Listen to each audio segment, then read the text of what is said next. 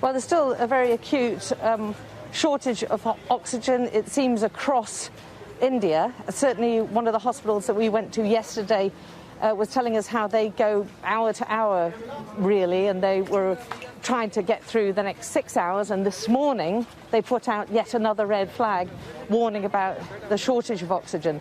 These people here have set up their own impromptu, very small, but just trying to do their bit. They travelled around the state. They went 500 kilometres away to try to source oxygen, which they bought in as many cylinders as they could. It was only about a dozen or so.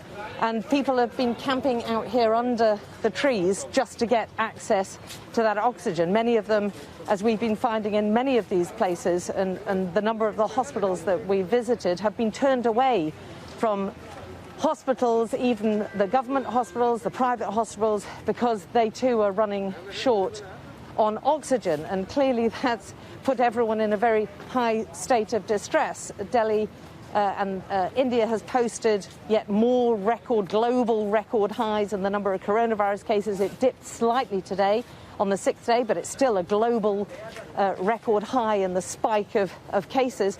And international aid is finally beginning to arrive. The British aid arrived this morning, vital medical supplies, along with, I understand, about 20 oxygen ventilators. Well, that's grasped with great gratitude from the people of India, but clearly it's not going to go very far when you just have a quick look here at just this small little patch under trees and how many people are actually needing oxygen. One woman told us she'd been here for 2 days already, when clearly she should probably be in a hospital. Well, one of the people who are running it is Ishan Singh. Let's try and have a quick word with him. Ishan, you're live on Sky News. Hi. Tell me, how critical is the situation here, and how much trouble have you had in finding oxygen? See, if I talk about the ground situation over here, we have patients who are waiting here for 2 days. They're not finding any hospital. They just wanted oxygen because their doctor has advised they're on high antibiotics. So that lady over there, if you see, she is here with our sons. They rented a car and they came here 2 days back. And still they cannot find any hospital, they cannot find any bed. They are still here because their doctor has advised. If we see over there, there's a man behind me.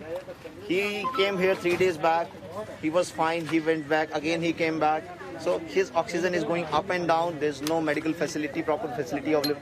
Yes. And what do you think, as an Indian, of this state of affairs when it's reduced to charities like yourself trying to provide people with air? What do you make of that as an Indian? Actually, it's not just about an Indian. I, being a Sikh, I come from a Sikh religion.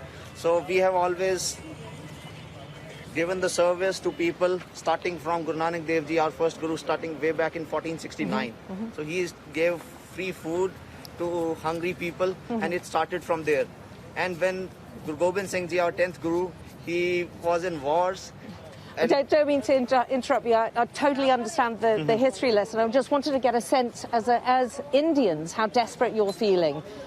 Clearly the Sikhs have got a long history in helping people, but just a global view on how desperate you're feeling. The rest of the world is looking in at you and seeing that you've got the global record highs in coronavirus cases and you're running out of basic things like oxygen. Actually, the thing is, over here we don't see anyone as a stranger. We all are a family. This lady over here, I call her as my mother, as my sister and everything. This old man over here, I call him as my grandfather or father. So when I see my family over here struggling for oxygen, struggling for medicines, I have to come here and I have to serve my people. That's what we feel. And our charity called Hemkund Foundation, we started 10 years back, and in the lockdown last year, we were on the ground, we were delivering food and everything. Well, you're doing a great job. Thank you very much, Ishan Singh from the Hemkund Foundation, one of many who are set up to try and help ordinary people, because it doesn't matter where you are throughout India, there seems to be a real acute shortage of oxygen, and that is clearly having an impact on getting people better, and a lot of people very suspicious about the numbers and questioning whether they're absolutely accurate. They could be a lot worse.